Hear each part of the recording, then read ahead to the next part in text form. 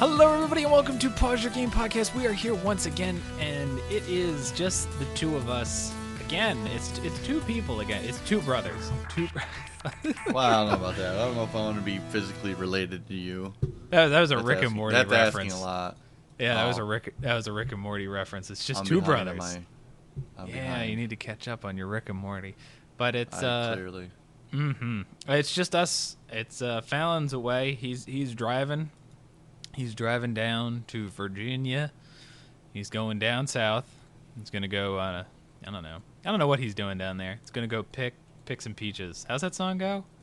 Pick me, Brad, help. I don't know.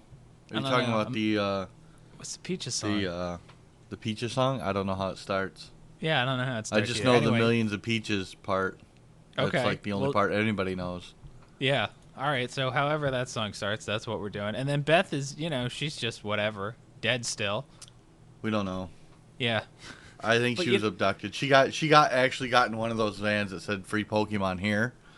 And it's gone. New Mexico has figured out how to capture adults. That's right. And send them into slavery, and that's what probably happened to Beth. That's probably what happened. Instead of free candy, it's a van that says instead of Pokemon Go, it's Go Pokemon, and then it just takes you away. It's one of those things where they get you drunk and they tell you they're taking you on a tour of the downtown area so you can get all the Pokestops, but they don't. Yeah, right. Yeah. What happened to Beth? Oh, she just caught a sand shrew, and we never heard from her again. Yeah. And she's dead to us. All right, so we got some news. Let's jump into it. So I guess jumping off the heels of the episode I wasn't here for, we have a little bit more Nintendo stuff to talk about, and then we'll get into other stuff. Yeah, I know. How is that possible? You thought like the last time was enough Nintendo, but little did you know that there would be had more waiting. Way more Nintendo to talk about. So the latest news, or supposed news, is that there's a report saying that Nintendo doesn't want to launch the NX with a slow start. It's going to have a Mario, a Pokemon game, and a Zelda game will be all released within 6 months of launch. Which, I mean, personally, I'm thinking that's what every Nintendo console launch should look like. These are but 6 months though. That's not bad though. I mean, within 6 months. That's not bad, but for Nintendo making a brand new console, I think they gotta. You think? I think 6 months is too long. I mean, look, I think back to like when the PS4 launched and like what was on there, and there was dog shit. True. There was just such utter dog shit, and Xbox One was dog shit too. All it had, I think, for the longest time was like Master Chief Collection, and then at some point, Sunset Overdrive came out, which was awesome. And then PlayStation, I don't even know what they launched with that crappy. What the hell was that crappy game? Shit, Nax or whatever. It was like started with something Nax. It's real bad. It got poor reviews. And then it was like a year later, and then it was Bloodborne. So that, there's a big gap between when it launched and came out. So I say 6 months is looking pretty solid. I'm down for 6 months. Could be PS4, let's see. Yeah, what did they launch with? Like, what's launch titles? The exclusives, just to be clear here. We don't care about third-party crap. Let's just see what they came up with exclusives. I think it was Nax. Knack? Like Knack? Knack? Is that what it is? Yes, no? I'm looking, let's see, DC Universe Online. Woo. Can you hear my excitement? Yeah. Playroom. What the fuck was that? I don't know. All right. What else? That was it. They came out with that were exclusive Sony titles. That was it. Yeah, that seems too light. They had Angry Birds, Star Wars, Assassin's Creed, Black Flag, Battlefield 4. I remember that. It was Knack or something. I'm looking it up. I think it's Knack. K-N-A Knack or Drive Knack? No, K-N-A-C-K Knack. Knack. And it got like yeah. Yeah. That was SCE Japan Studio. Okay. That was what but that it was but... a PS4 exclusive nonetheless. Like, it was a launch PS4 exclusive. That did terrible. Like, that wasn't anything to write home about. Yeah, I guess Nintendo. I mean, every game that they come out with is going to be exclusive. But I mean, yeah, I say if you get that in 6 months, you're looking pretty solid. And I think the crazy part here is if it's true. I mean, that's one of these things. We'll see if it's true or not. I was really surprised to hear a Pokemon game actually on the NX, because Pokemon's been largely reserved for portable consoles. But this is going to be a portable console. Well, that's the thing. So why wouldn't there be? Right, that's gonna be very different from what it used to be. Like, you can just plug in. I mean, if we're going with the idea that you can just plug it into your TV and then you get it on the big screen, right? That'll be, you can play Pokemon on your 50-inch TV. But let's do this. Let's do some tinfoil hat. All right. Wait, hold on. I gotta get it on. You got your tinfoil hat? Yeah. Okay. It's on. I'm ready. Mine's always on. But it's that hot, right? Yeah, it's that hot. That's how you reflect the heat from your head. Mm-hmm. Let's say that the platform is portable, right? Right. In quotation marks. Okay. And Pokemon Go is a test. You think? Of why not? It's gonna have a camera on it. All right, what, you think they're gonna have, like, the NX is gonna have a version of Pokemon Go? Yeah, but it'll be the actual game this time instead of what we're doing. Oh, so it's not gonna be. But it is supposed to be a touchscreen, so why wouldn't it? I don't. So you're saying, okay? So just so I'm clear here, because my hat, I just put it on, so it takes a second for it to work. You know that. It's not a snap of the fingers thing. It's I don't know all right. So you're saying that instead of having Pokemon Go for like our phones where it's augmented reality, you're thinking that we're gonna have the NX version, but instead it's going to be like a full-on game. It won't be like, well, I mean, it'll still be within the game, but it'll have the augmented reality portion of it where you're actually throwing the Pokeballs. You're actually, you know what I mean? So you're gonna walk through the game. You're gonna find a Pidgey, right?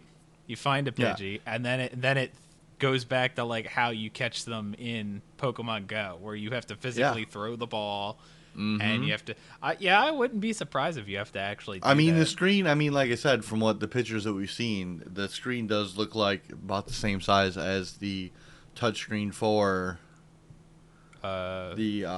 I think it'd be Wii like U. the Wii U. Yeah, so, that's the size that it came across as. Why not? I don't see why not.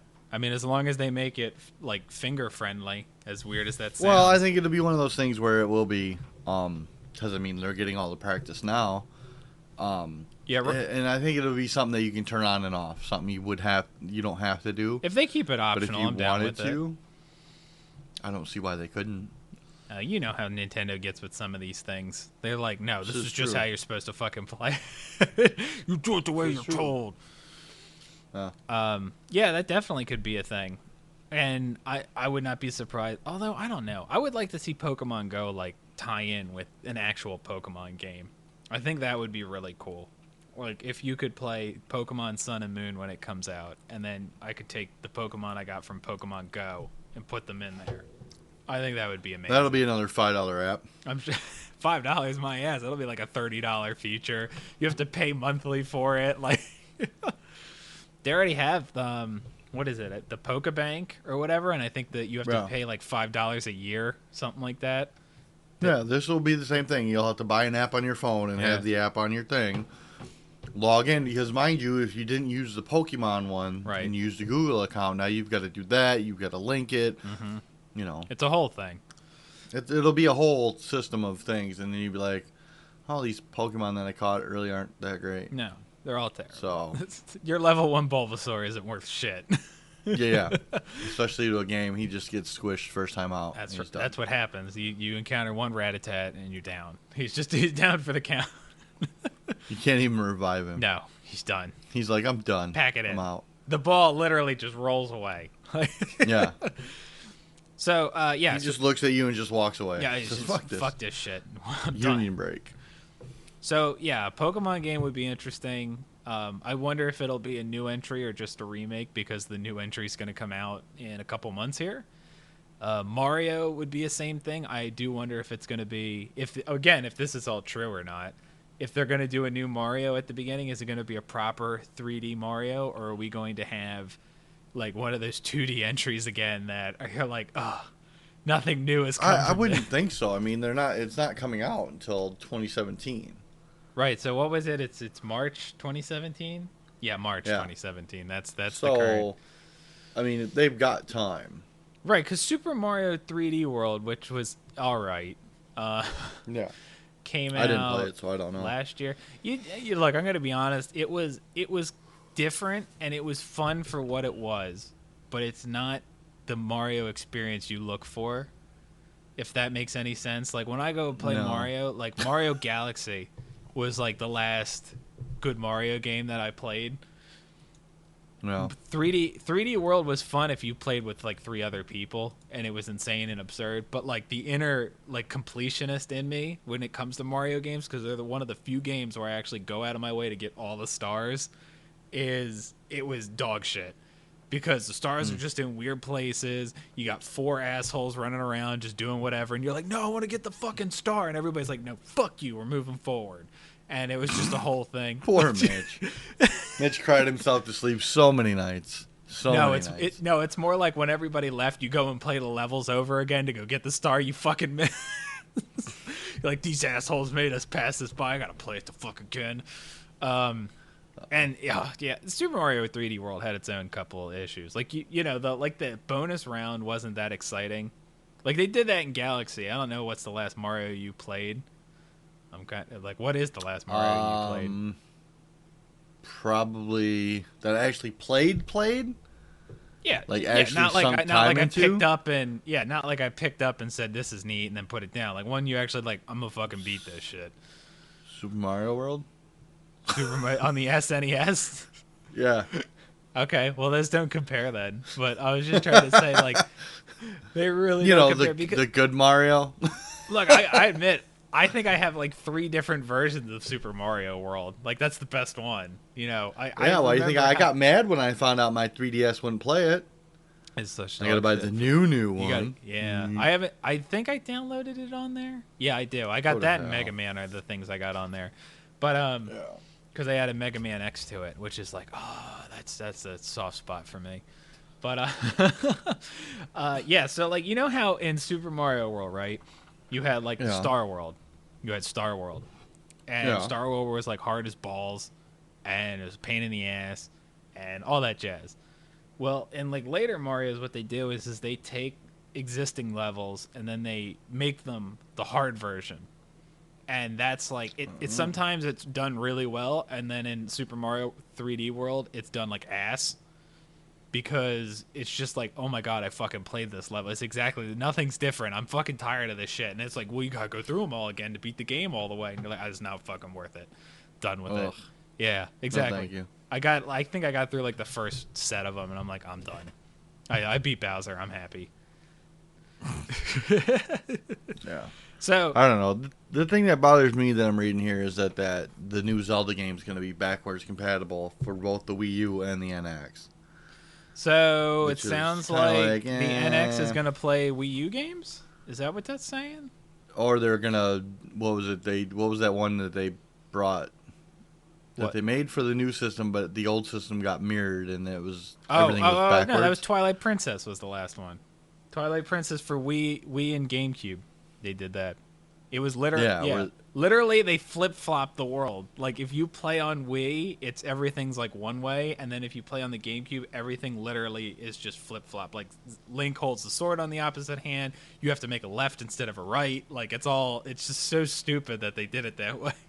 Yeah, but isn't it the newer one is the one that got jacked up though?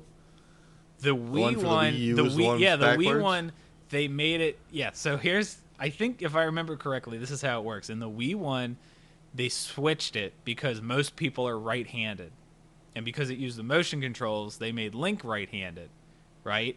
So the easiest way to do that was they literally just said everything in the world is flipped. It. Yeah. Yeah.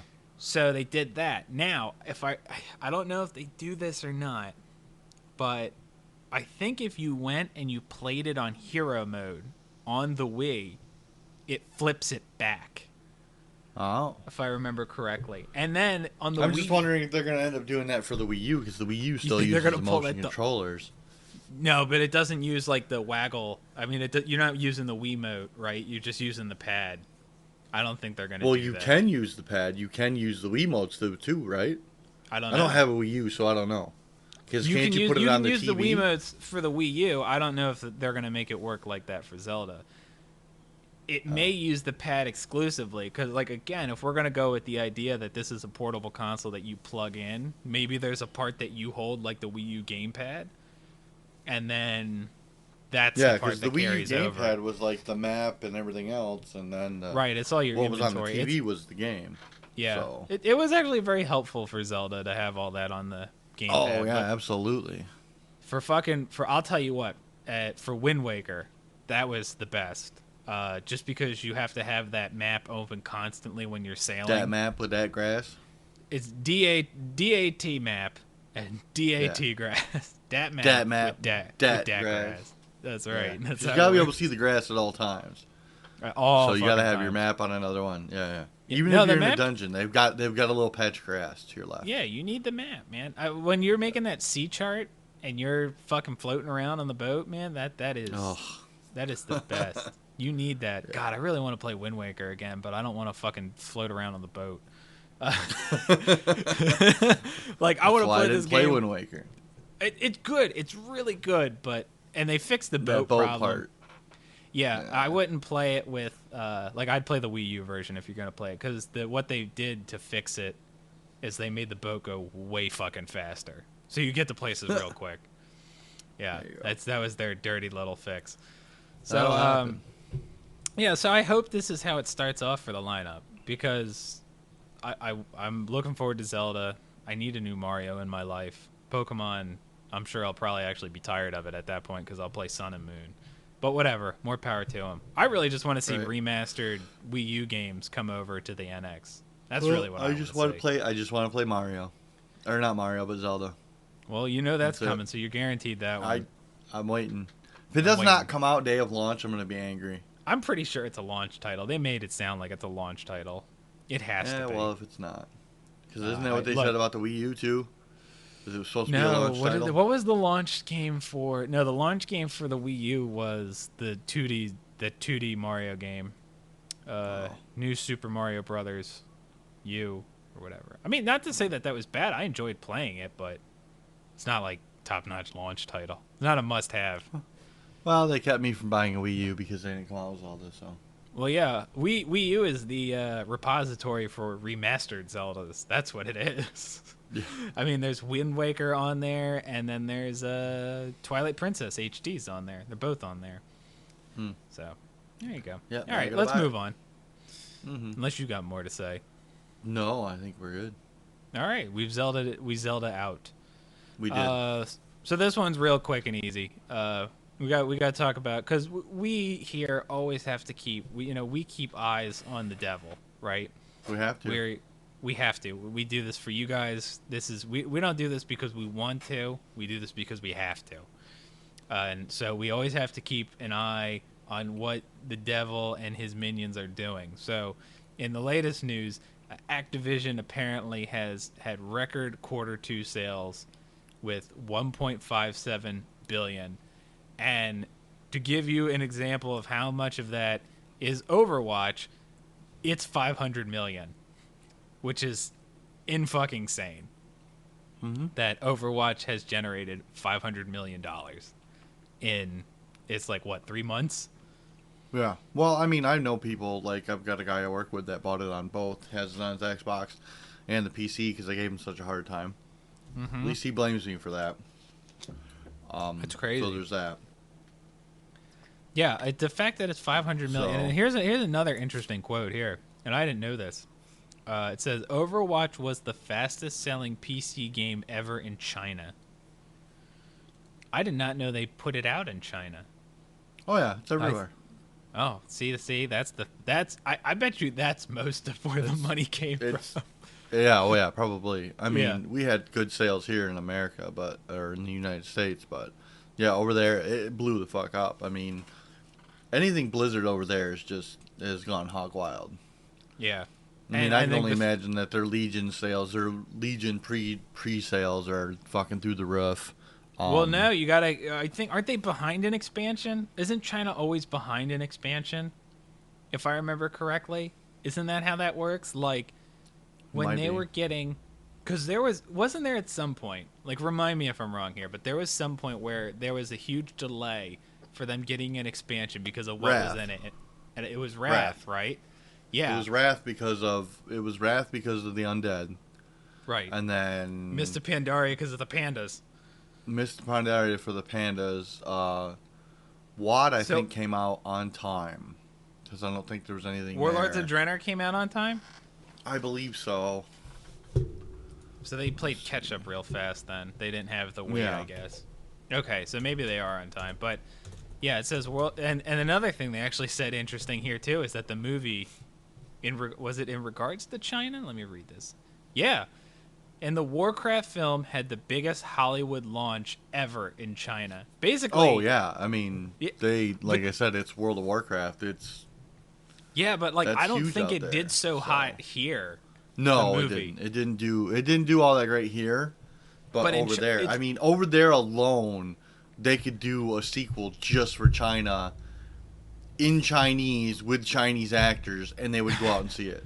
They go out and see it. It's so weird how that's like such a big fucking draw in China. Well, I mean, it was one of the first, RTS games that was, made into, the esports over there. It all started with Warcraft, and then StarCraft, and then it went to StarCraft. Yeah. So I mean, that RTS game is huge over there, and anybody who follows the lore, which is pretty much everybody, it's just like, what? This game is about almost the first RTS game that ever came out. So I think is it before the first game? I don't remember. It's like the storyline. Supposed to be in between a couple. I've not seen the movie, so I don't know, but it's supposed to be the first set, Orcs versus Humans. It's supposed to be that kind of telling. With a few of the newer items involved, like Dollarons in the air, spoilers. Oh, yeah. Yeah, because they didn't have none of that shit in Orcs versus Humans. No, but they did end up going to Dalaran. But if you look at Dalaran now, I mean, even in Wrath, the fact that there's a city floating in the fucking air is pretty badass. Why would you ever want to put it back on the ground? Why would you ever want to put it back in the ground? Why would you ever want to put it back in the ground? I think that's a solid point to make towards any floating building. Why would? Well, I think that's what Duncan Jones had said. He was just like, "It's in the air now. Why would I want to put it back in the ground?" I can't argue with that. Yeah. I really can't. It's really hard. Oddly enough, is that it doubled digital revenue growth behind the success of Old Gods expansion, which the meta for Old Gods is kind of shitty for Hearthstone. Oh, I think it's horrible. It's horrible. I stopped playing because of it. I don't play. I play the weekly brawl, and that's about it. I am looking forward to the new one though, the One Night in Karazhan. See, I don't see. This is the thing, man. Like, I don't know if I want to go back down that road into Hearthstone because I do like the single player expansions. I really do enjoy them, but I cannot. I'm with you on the meta. Like, I can't get into the meta, and that kills me to like spend money and then not use the cards I earned to actually go play the rest of the game with it. It kills me. Yeah. I mean, I don't know. It's supposed to add new cards. It's an interesting take. I did like the trailer. The trailer for that was pretty good. I think it's fun. A fun way of doing it. I love like the Hearthstone vibe. If there is when everything's like kind of off and playful. And it's fun and enjoyable, but I just fucking hate the meta, like you were just saying. So, if I get it, I don't know what I'm gonna do with it. I mean, maybe it might be once Old Gods are out, and then I might be more inclined. Because I think, okay, if I remember how the new system works, right? It's always the latest expansion, and then the latest single player expansion, that are the active cards, right? Yeah. Is that how that works? Something like that. So, like, when we get another expansion, Old Gods go out, but then One Night at Karazhan stays in. And then but right now, I still think Black Rock is in there. Oh, maybe it's two single player things. Or is Karazhan gonna push BlackRock out? That's I think that's the question. Karazhan. I think Karazhan's gonna push BlackRock out. So you're gonna have Karazhan, the standard set, and Old Gods. But Yeah. with the new set of cards, that should shake up the meta again because I mean the old decks, the Old God is kind of. I mean it's shitty because everybody got a free legendary card basically, Well, but you only got one. right, but So here's the real shitty part about that one card is I hate that like if you don't want to play that card, you got to go through like 20 other cards that exist to work with that one card that are dog shit on their own. Like if you yeah, don't have so they are if you literally just throwaway cards. They are there for their battle cry, whatever they do when they come out of the deck. That is basically all they're there for. They are cannon fodder. I mean, the minute they do something, unless it's that one gnome that gives it 2/2 at the end of your turn, you're basically just okay. Here's this. It gave him taunt, so I'm just gonna throw her at something and get rid of her. right, you're all banking on that one like Sithun. And Or then Cthulhu. you're waiting to sit to get on your 10 mana, unless you throw out that card that gives you in your hand every turn you get a 10 mana card. But even then, you're still waiting 10 turns before you can do anything. Yeah, I'm And with in you on 10 this. turns, depending on your opponent, in 10 turns you could be dead. Yeah. Well, I'm with you on this. Like I think it's I don't care for it. And I like Hearthstone like as a concept. I like Hearthstone. So that's what kills me. It's like I do like playing it. I would like to play it again, but I hate the current meta, so I don't really want to put money into it until that changes. Yeah. And again, it's one of those weird things where it's like then you put the money, but the worst part is you have to put the money into it to get the single player expansion and all that to then find out if you like the new meta or not. Because if you don't have the cards yourself, you're really at a disadvantage. Right. So it's troubling. It's troubling is what I'm getting at. I've actually been trying a Elder Scrolls card game out a little. See how that goes. Oh, the one that's out. It's in beta now. Open beta. Yeah, I haven't done much, but I'll have to play it a little more to see how it works. And then at some point I'll try Gwent when that comes out, so get into that. I'm still trying to figure out how Candy Crush is growing. As a member of the Pause Your Game audience, based on research studies, you enjoy listening to podcasts and discussion of a variety of issues and trends in the gaming industry. Your interests are wide, ranging from dragons to VR, esports and raids, headshots and horror straight out of your nightmares. You expect to have your intellect tested, your horizons expanded, and your imagination engaged, and we know one podcast a week will not sate your appetite. So head on over to audibletrial.com/pause your game for a free 30-day trial and an audiobook on us. No matter what you seek, whether it's space marines or creatures out of myth, Audible will have a book you can listen to read by professionals like us while you wait for our next episode. But don't take our word for it. See for yourself. Go to audibletrial.com/pause your game and start listening to your free audiobook today. Well, you know what? I'm going to rearrange our topics, right? Because we're already talking about this, and this is one of the topics we are going to talk about. So let's just jump into this. All right. So I wanted to talk about there was an article on Game of Sutra that was talking about is the digital card game boom a bubble, and I thought we could talk about that. Like everyone and their mother is making a fucking card game now. It's the thing to do. So the thing is that I mean there's another article I should have posted with this one that even said itself that the Gwen card game was just a game within a game. And the only reason they're making it is because there was such a push from the community to have it. Oh yeah, people fucking. So I don't think they would have ever came out with a game had it not been a push from the community, at least for the Gwyneth game. Right. So. I mean, you're right. I don't know. I mean, it's the simple fact that they made the Gwyneth game, and then also for the 2 expansions, they came out with physical cards, so you could actually play the game physically as well. Right, which is where great. Hearthstone's not going to do that. No, Elder Scrolls won't do that. Elder Scrolls ain't going to do it. And I don't know what Elder Scrolls is doing. I don't know. I don't know why they're jumping on the bandwagon. And I know Gwyneth isn't doing it to get into. Well, I'm gonna tell you why they're esports. jumping on it. It's because fucking Hearthstone is making a killing, and there's no competition.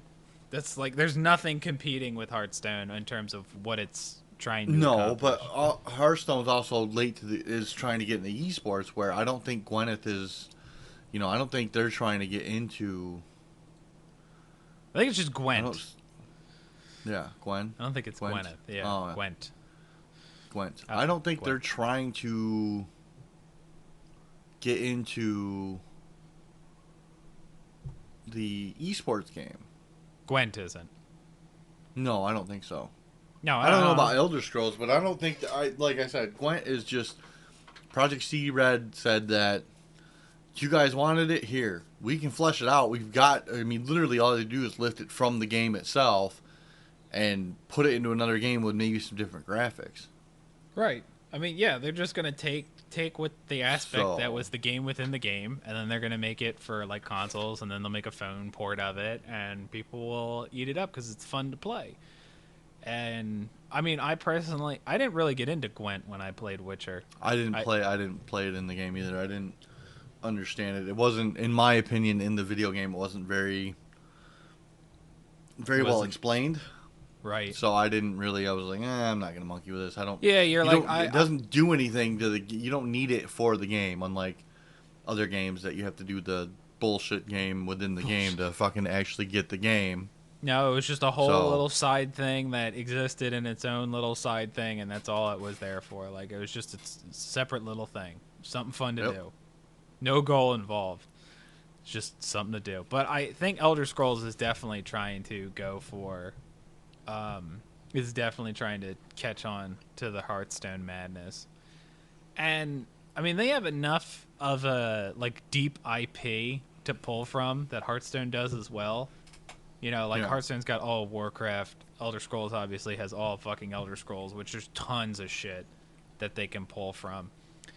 I'm trying to think. There's a couple other card games that are coming out that are like of the same vein of like weirder, lesser known ones. But I mean, it just seems that everybody and their mother is making a fucking card game. Like, that's what you do. If you have a deep like a big IP, right? One that has a lot of background, there's a lot of entries, there's a lot of story, there's whatever. The thing to do is like make a fucking card game. Yeah. Because and then the guys over at Magic the Gathering are like, "What the fuck? We've been doing this shit forever." Well, see, Magic's funny too, because it's one of those where it's held back by the fact that it exists physically, and I think that's its biggest flaw. It's stuck trying to like be on the line of like, yeah, we still make these real cards, but yeah, we do have this online thing, and yeah, you can buy the real cards and you can bring them online, but you can't, but you can. You know what I mean? It's a whole... Yeah. Well, the thing is that there's more people playing the actual physical game versus the online game. Right, because that's how it started out. That's how you played it. That's where everyone has their deck. So for those who are like in Magic, that's where they already have their investment in the physical cards. They're not going to go and invest again on shit they already have. Yeah. They have the cards. They know where to go play the game. Like it's late to the party. So it needs to appeal to new players or players who stopped playing, and it doesn't do that. They need to go the route of Pokemon. Like when you buy a pack of Pokemon cards, you have those cards online already. I agree. Like you get a little code thing on one of the blank cards. That go, okay, this is the pack I want. Yeah, you type it in and it says, okay, you bought this pack. This is what's in that pack. Oh, before you even open the pack? No, it's in the pack itself. It's just like when you open a pack, you get all the cards, and then there's a card that says, hey, type in this code and you'll get your cards that you just bought online. Yeah, I agree. So. That's definitely how Magic should do it. But it's too late. I mean, they got shit that's, 20 years old. You can't. Yeah, but the thing is the way the Magic works is they can't do it is because of their release date. They get a main pack and then usually 1 to 2 offshoots a year. Right. So, which bumps out any other thing else. But they're just repeating. They're not coming up with anything new. Yeah. They're like refreshed versions of old stuff. Yeah, basically. And then there's a few new cards here and there, but not enough. It's too many. They're so dedicated to the actual print version of the cards that I think it would be almost impossible to keep up in a game. Yeah. Oh yeah, you'd be sitting there with like, you know, fucking decks upon decks upon decks of 8 different versions of, you know, 1/1s with +1 whatever, and you know what I mean. You'd be there like, which one do you pick? But I mean, from? that's just like, that's just like WoW though. Is they're the way they're gonna start doing it is they already have a standard set where you get this card, these cards, and then you've got Wild. They stole it right out of whatever you want. I think they took that right out of Magic. Isn't that how Magic does their competitive scene? Like they have, it's like the recent set of cards, and actually Magic has variations within that. Like they have longer ones. Like I forget how it works. Like you can have ones that are like 5 out, like 5 years out. Some are 2 years out. Some are 10 years out. Yeah, they have the standard set, and then the modern set, and then the legacy. Yeah. Which is the standard set is usually 5 to 7 themes. The modern is much bigger, and the legacy is whatever the fuck you want. It's whatever you need it to be, man. Like whatever you need it to be. But I think they still even have a cutoff point. Whatever you want. Things. It's and of course they all have their ban list of certain cards you can't play regardless of what station you're in because they're just OP as fuck. Yeah, because there's a lot of cards that were just made before any of this was even thought out, or they just have to make something interesting that is just out there, and you know what I mean. It's just they got to make something that's of some interest that's different, but then they go, oh, it's banned, and yeah, that's all it's there for. Everybody's making a card game. I'm trying to think of like who else is trying to make a card game, or who would, you know, here, how about this? Who do you think would make a good card game? Like what IP could potentially have a good card game for it? Well, I mean, Mario has a pretty good lore. They could do. Yeah. I mean, Nintendo could do a lot with Mario. Zelda probably could do something. You probably definitely could do something with Zelda. I think it'd be along the same lines as Gwen. Where it's just a game within a game kind of thing. It's people. It's, you know, people you know are actually on the cards and whatnot. So yeah, for Zelda, Mario could do a lot. But I don't think they would. No.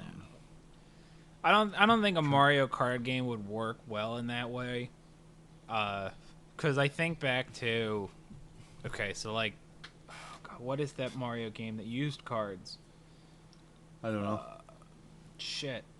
I can't think of it. One of those spin-off Mario games, right?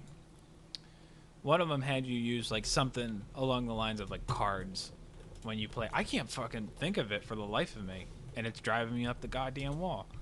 So I'm going to shut up because I don't fucking know what it is. Yeah, I don't know. I'm trying to think of IPs that I think would do well with a card game. Something maybe not Nintendo. Like what could Sony have? So didn't Sony try to do like Sony did like an Uncharted card game for a bit. That was weird. I remember that came out. That was a thing. I never played it, but that was a thing. They have Super Mario has a tack deck, which is an actual physical card game. Really? Yeah. I think but that's not like a free to play game kind of thing. No, this is a physical game. Yeah. Oh yeah. I see what you're saying. I typed in Mario Kart game. Yeah, so did I. Yeah. Yeah, they have like a tab, but it wouldn't work as like a free to play game. I guess that's how I'm trying to think of it as. It'd be something like a free to play game. Yeah, I don't know. I'm sure there's plenty of IPs out there that would fit having some weird card game. I mean, I'm sure you could actually take any IP. Yeah, well, the thing is that it's gotta have some lore base. You've got to have an IP that's large enough to house a card game. Right. That, you know, makes sense. Yeah, Mario's huge. Because in fact, Mario's, you know, they could just, you know what? Let's not even restrict it to Mario. It could just be a Nintendo card game, right? Yeah, it'd be like their brawl games where everybody's in. Right. That's what I'm saying. You make it almost like a Super Smash Brothers kind of card game. That could be a thing. Nintendo technically already has a card game. It's called Pokemon. Technically, yeah, they do, and it does really well. I used to play it when I was younger. Well, so there's they could do like a Super Smash Brothers thing. Yeah. That'd be good.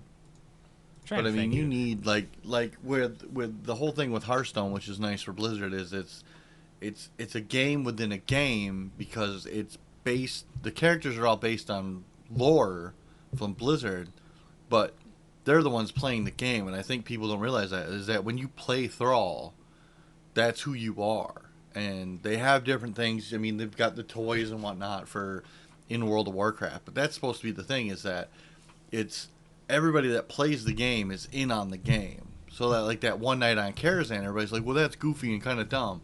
Well, no, that's the thing, is that it's where they can be kind of goofy because there is no lore to the game. It's, everybody got together and was like, oh, we're playing a card game together. Yeah. I mean, I agree. I'm with you on that. That's why I like how Hearthstone does it, because it is exactly, they're not trying to make it so it's, and this is maybe this, I just haven't played enough of this, but like the Elder Scrolls one, it's trying to make it its own game that is based within the universe that is just explained through cards.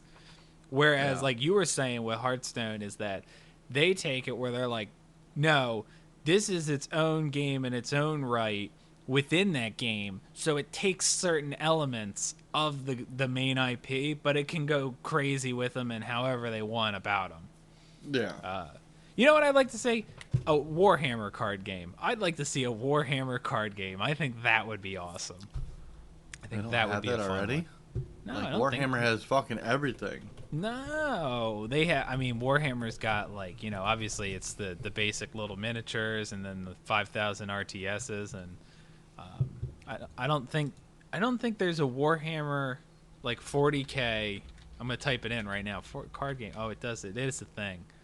Yeah, it is a Warhammer thing. Invasion, the card game. Holy crap! Where's this? Where's the digital version? Where's the digital version? I mean, it isn't. It's $40. Jesus, that is crazy. And expansions are like $30. Yeah, whatever. Hey, speaking of card games, whatever happened to that like MMO card game that was supposed to have like you would raid and stuff using cards? Whatever happened to that? It was like, I don't know.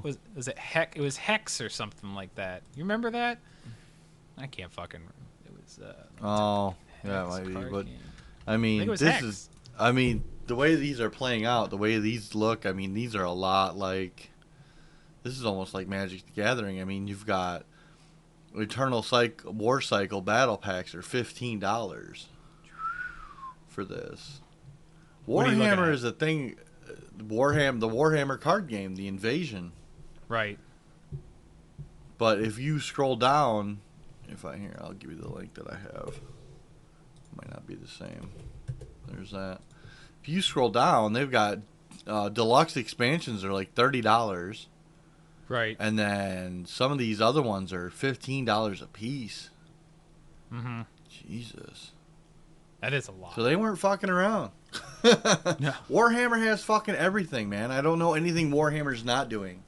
They're a video game. They're a board game. They're now a card game. Yeah. I bet you they got a mobile game. Yeah. We're going to need like the Warhammer, the Warhammer, like, why can't I think of the name of the game? Like Hungry Hippos. But it takes anywhere, but this thing, the thing is it takes 1 to 2 hours to play. You need 2 players plus, age 13 and higher. Oh my god. That's insane. That's crazy. You know what I would really like to see, since we're talking about card games, and before we move on to like our next and final topic here, is I would like to see if we could have maybe, instead of a PvP oriented card game, to have an adventure oriented card game, like a co-op card game. I think that would be way cooler. And that's when you're looking at, something like that is you're looking at Munchkin. Munchkin is a board game / card game where it is an adventure, but it's kind of a you can screw your neighbor type thing too. Yeah. In there, so there's that. I mean, and I bet you D&D has something crazy like that. Yeah, I think of Hearthstone's like single player things. I love those. Are like my favorite aspect of Hearthstone. I wish there was so much more built on the single player adventures. Like if you could have co-op and they were raids and stuff like that, and you had to build decks to like beat like a whole thing that was like cooperative. I think that would be so cool. to play. Yeah, like this D&D game that I put in D&D card game, and like the third one is Munchkin that comes up.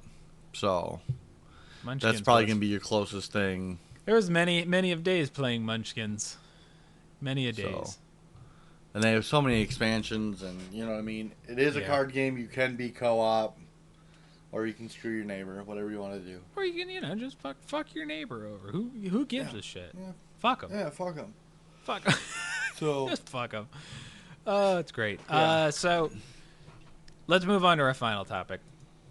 This is probably one I wish Fallon was here for, because he talked about this on his extra bit. But he's not, so we're just going to, plow on through. All right. So we have Deus Ex recently kind of fell under fire for using...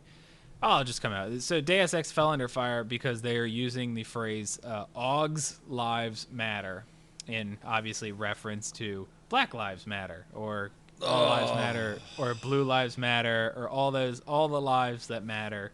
Pokemon Lives Matter. Pokemon Lives Matter, all of them. The point is, so they fell under fire for this. Basically, a couple people were like, you're not being sensitive to the situation. You're just trying to take advantage of it for monetary gain. You could have phrased this any other way, whatever. So I don't know where you stand on this, Brad, but personally, I'm of the opinion that I think people are being a little too sensitive to this. And I understand that all those movements have a certain sensitivity to this, and I'm not trying to dismiss those movements, but what I'm saying is that if you have a game that is essentially about a certain class of citizens, right, who feel like they're come under fire for various reasons from, political and government organizations and stuff like that, and you're going to use a reference from the real world to call, to bring people kind of more into your world, I'm okay with that.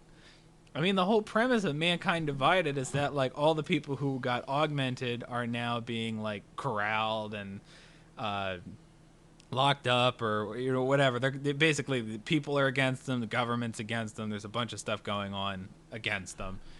And if you're going to call to that in your marketing material on a basis of that, I don't think that's terrible. I think people are being a little too sensitive to it. If that's my personal opinion. Yeah. The thing is that if you know the lore of the game, you understand, Augs Lives Matters. You get that. And so to me, it's not that big of a deal because I've played it. Played the game, so I get it. So, yeah. I mean, here's one of the quotes from one of the people who were who had an issue with it. This is a tweet. They said that my problem. Here, let me find the whole thing. Okay. My problem is with using marketing to push a narrative which doesn't provide the full context of the game as a way to sell the game when the narrative comes across as anti-blackness, even if it's not intended to be. I don't get that out of I don't get. Well, no, of course not. You've played the games though. Right. Okay. So if you're so you understand the storyline and what they've been doing since they've started this. But should the game be held to the standard of should their marketing material be held to the standard of that everyone should be able to understand it? Is that the level of which we should judge that on? Or well, no, because they're not trying to get new people to play their game. Well, they are, but they're not. But I mean, the thing is that they from a person who doesn't play video games or even played, they don't understand what's going on, so therefore they think they're jumping on the bandwagon of, oh look, they're just trying to sell more games with today's problems in hand. When really, they've been subtly putting today's problems in their game from the start. Right. And I think what you said is it's literally what they're doing is the opposite of it. This has been an ongoing thing in the storyline of Deus Ex, And now they're just saying like, well, this thing's happening in real life. We can kind of use that as an example to like, draw some more interest. From a marketing standpoint, I would go like, yes, use that, because people can relate to that. That's a relatable thing, and that will draw interest because it's a thing that's happening right now, right? Achieving everything essentially you want in a good marketing campaign is interest, right? Yeah. Even if it's bad, you still want people to know about it.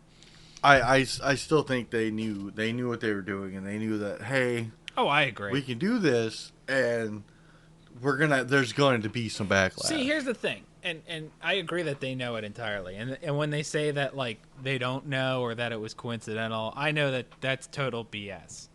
All right, because no company, again, there's a stance that I feel a lot of people miss when stuff like this happens, and then they build the outrage out of it. No company is ever, and it's not in their interest to, and it never will be, for them to just come out and say, no, we knew that. We did it for marketing reasons. Because what you've done is you've destroyed all the marketing.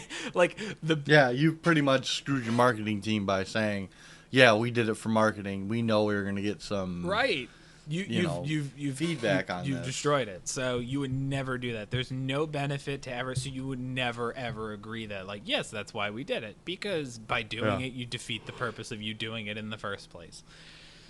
So And there's no such thing as bad press. So no, I agree. See, Fallon would be very much against that at this point. Well, of course he would. Yeah, I mean, the point is that when it comes to when you're trying to get your product known, there's no such thing as bad press, because it's just it gets your name out there. People now know you, even if it's for a bad thing. That doesn't, down the road that can change. You can turn that into a good thing. There's nothing saying that it has to remain bad, or that bad thing is going to be what defines whatever you're making. In fact, now that they've done that, and it has backlash, it has a little bit of backlash on them. Now they have to spend more marketing money, or more time. Well, no, I don't even think you have to spend more. Let's just say, they have a budget, right? This is just part one of the budget. It's just now you change the narrative. But you're still going to say the same essential things without saying what you said before. And people are now going to look to see what you said because somebody got into a stink about it before.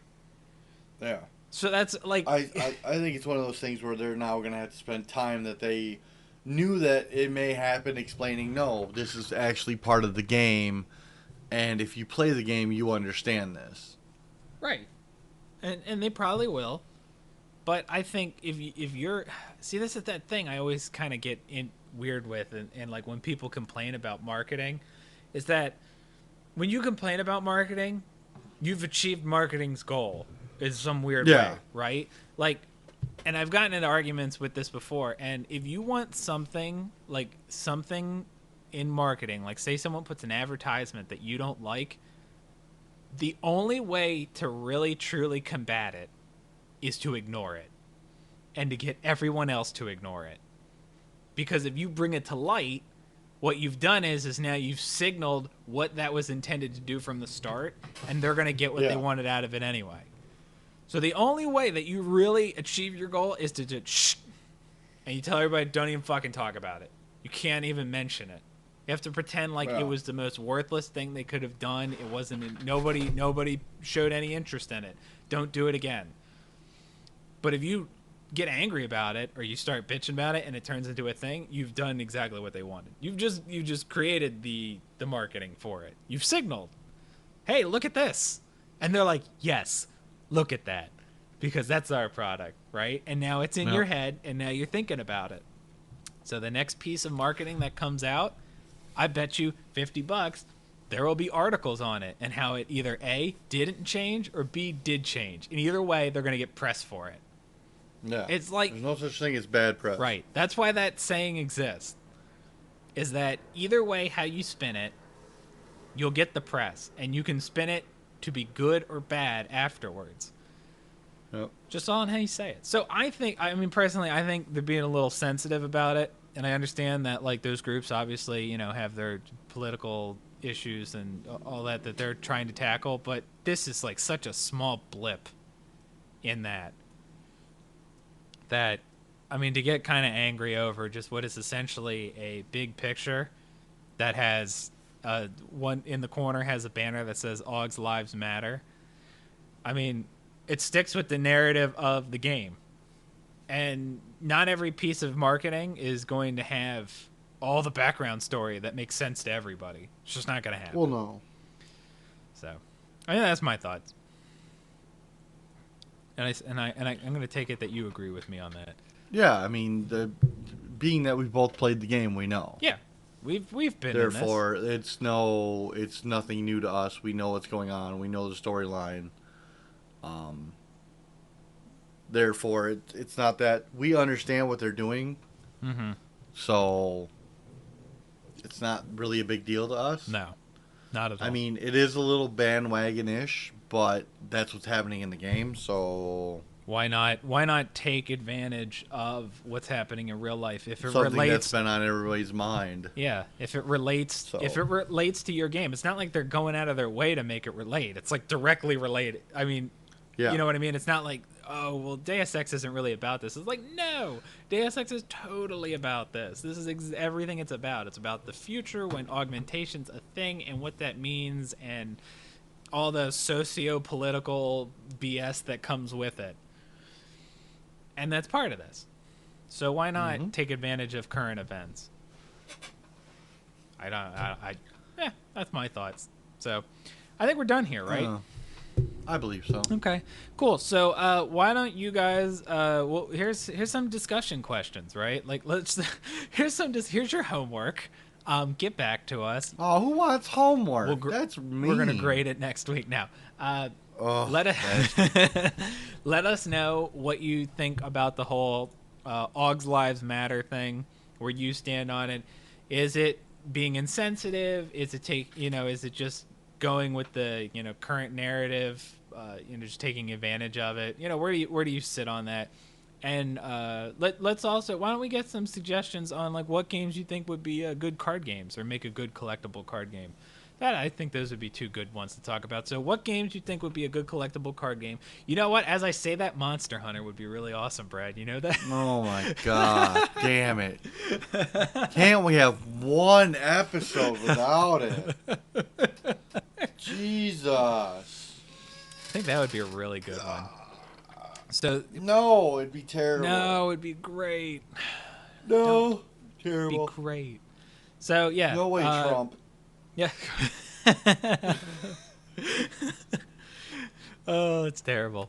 So let us know what card games you think would, or what IPs you think would have a good card game, and also let us know where you stand on the Augs Lives Matter thing. I think that's it. I think we'll be back to full strength next week. I think everyone's gonna have all their shit worked out. All their shit will be worked out. Mega Man would be a good card game. They did sort of kind of do it already with the battle chips with the Battle Network. So it's not a far cry from having it as a card game. There's no reason that should not be a full-fledged card game. Or just make Battle Network a free-to-play game. There's nothing stopping that. Right. Just how that plays out. There you go. That's a good suggestion. No, they got it already. It's already Yeah, but it was like a weird Game Boy game. Or are you talking about it's a physical card game? No, there's a physical card game. It's Mega Man NT Warrior Trading Card Game. Oh my God, it's a thing. Mega Man. It was a collectible card game created by some card place. 3 sets of cards were released before the product game was ceased of May of 2005. Oh, they didn't really get that far. Sets were Power Up at 128 cards, Grand Prix was 101, and then Grave, which was the final set of 103 cards. Jesus. I actually, now that you say that, I think Mega Man Battle Network, like that whole thing, could be a good free-to-play game. Like the concept of it, I think it could really work. Cards Head was 30 resources, 20 battle chips, and 9 events. Oh, there you go. Jesus. So it was almost like Pokemon. Yeah. All right, well, there's another one. Mega Man. But they can fix it. They can fucking fix it. Assholes. Make it better. Make it better. Make Mega Man great again. Right? Build a wall. Build, just build a wall. Build a wall. All right, so we're out of here. The mighty number 9 out. We're out of here. Let us know what you think. Don't forget, if you like this episode, head on over to all the social medias. We're on Twitter, Facebook, Google+, Pinterest. Just look for Pause Your Game.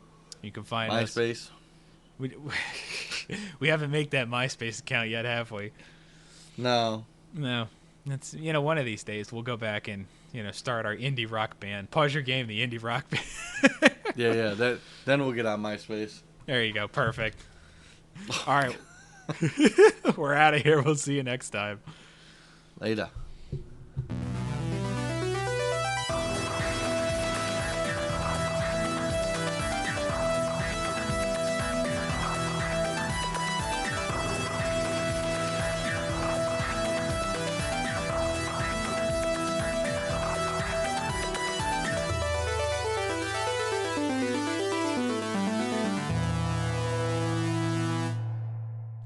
Enjoyed listening to this episode? Well, help support the show with your next Amazon purchase by bookmarking pauseyourgame.com/Amazon, allowing you to shop Amazon normally while also helping out Pause Your Game. And hey, it'll help us keep that singular light on. And maybe, someday, we can also get a fan. And also more content. We'll definitely put out more content. So if you like listening, make sure your next game purchase through Amazon is through our link, pauseyourgame.com/Amazon. And hey, if you're looking for a great game suggestion, go to pauseyourgame.com/store, where you can purchase games that we at Pause Your Game have already approved of, straight from Amazon. Thanks for listening, everybody.